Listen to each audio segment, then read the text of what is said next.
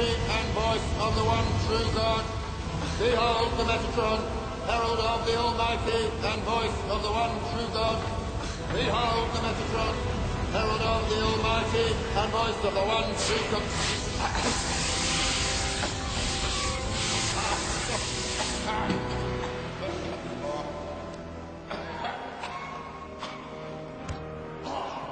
Sweet Jesus, do you have to use the whole can? Who the fuck are you? What the fuck are you doing in my room? I'm the one that soaks and she's the one that's surly. That's rich. Stop fucking crying. Get the fuck out of here! Now! Or you do what exactly? Hit me with that fish. No, just sit down on the bed and shut up. Jesus, witch. Look at my suit. Look, just take whatever you want, but don't kill or rape me. Don't give over, will you? I couldn't rape you if I wanted to. Angels are ill-equipped. See? I'm as anatomically impaired as a Ken doll. Now make yourself useful and give me that towel, will you? Honestly, you bottom feeders and your arrogance, you think everybody's just trying to get in your knickers. What are you? I'm pissed off is what I am.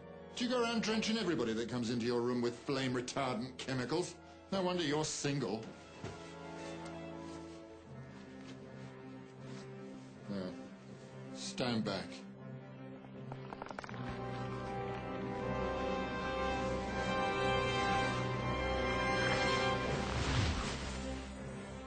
As I was saying, prior to your firefighting episode, I am the Metatron. Don't tell me the name doesn't ring a bell. You people, if there isn't a movie about it, it's not worth knowing, is it? I am a seraphim, the highest choir of angels. You do know what an angel is, don't you? Metatron acts as the voice of God. Any documented occasion when some Yahoo claims that God has spoken to them, they're speaking to me. Or they're talking to themselves. Why doesn't God speak for himself? Glad you decided to join the conversation. To answer that, human beings have neither the oral nor the psychological capacity to withstand the awesome power of God's true voice. Were you to hear it, your mind would cave in and your heart would explode within your chest. We went through 5 atoms before we figured that one out. How do I know you're an angel? What, you mean aside from the fiery entrance and the expansive wingspan? You want more proof? Fine. How about tequila?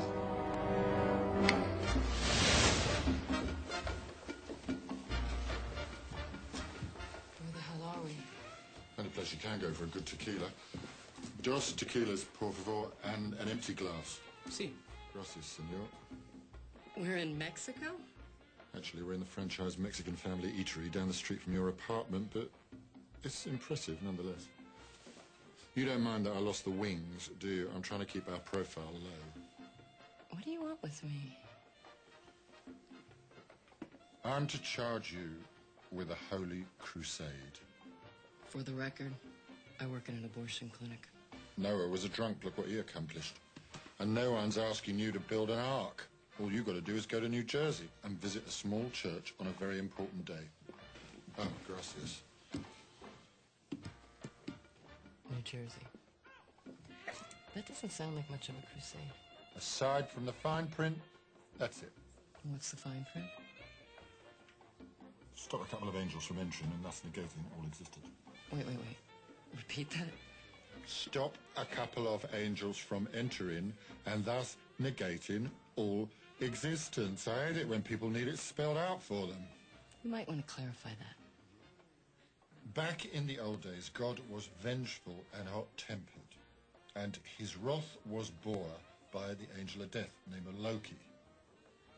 When Sodom and Gomorrah was destroyed, that was Loki. When the waters wiped out everything with the exception of Noah and his menagerie, that was Loki. And he was good at what he did. But one day, He refused to bear God's wrath any longer.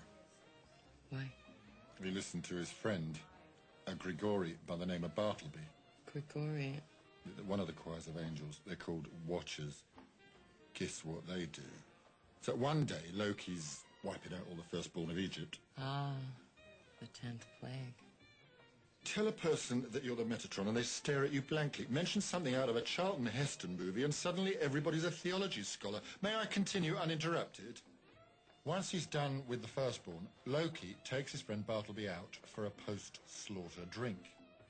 And over many rounds, they get into this discussion about whether or not murder in the name of God is okay. And in the end, Bartleby convinces Loki to quit his position and take one which doesn't involve slaughter.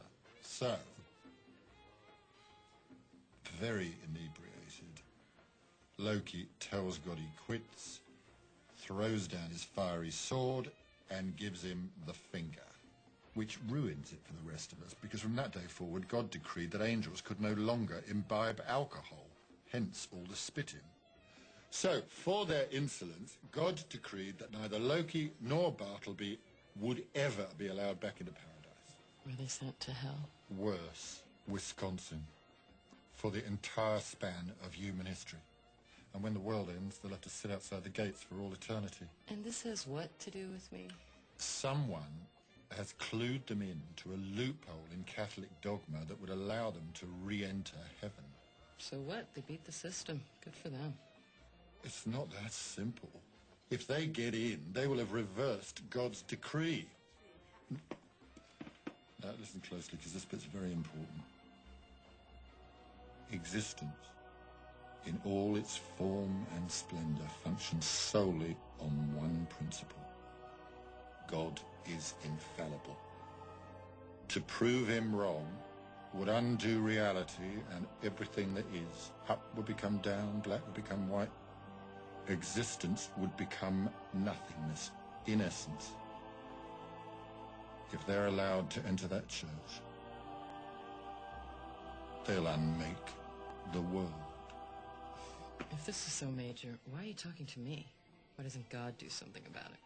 He could, but he'd rather see you take care of this one personally. Why me? Because of who you are. And who am The girl in the PJs. Don't ask so many questions. Just serve your purpose. I? I'm gonna have to pass. I beg your pardon? When some quiet little infection destroyed my uterus, where was God?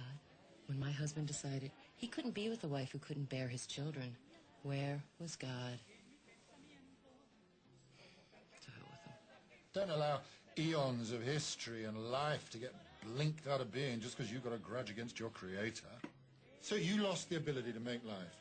You're being offered the chance to play mother to the world by acting like one and protecting it, saving it.